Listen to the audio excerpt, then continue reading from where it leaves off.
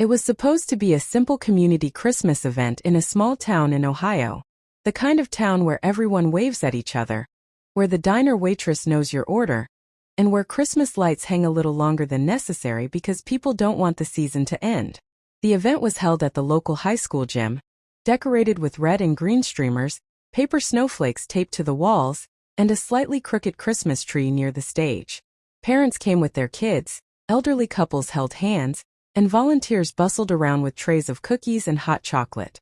Someone had set up a camera on a tripod in the corner to record the evening for the town's Facebook page. No one imagined that camera would capture something unforgettable. Among the crowd was Daniel Carter, a 42-year-old single father who hadn't planned on attending.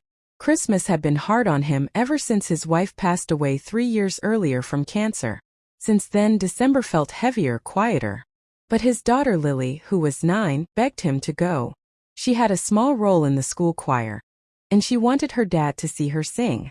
Daniel finally agreed, forcing a smile as he zipped up Lily's red coat and drove to the school, his heart aching in ways he didn't know how to explain.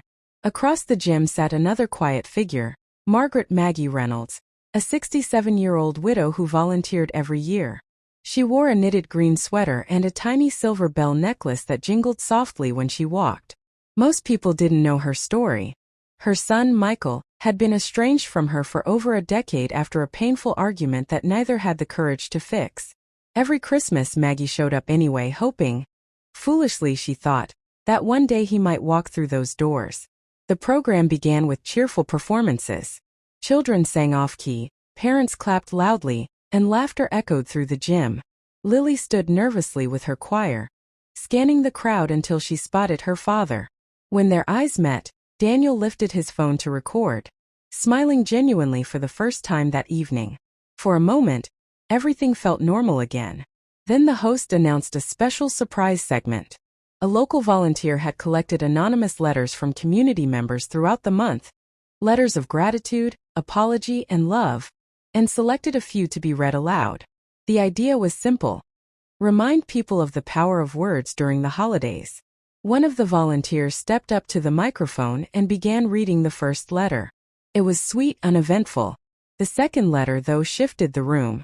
This letter, the volunteer said, was written by someone who asked to remain anonymous. They wanted it read exactly as written. The gym fell quiet. To the woman who gave me life, the letter began. I don't know if you'll ever hear this, but I need to say it. I was wrong. I let pride and anger steal years we can never get back. I think about you every Christmas, about the way you used to hum while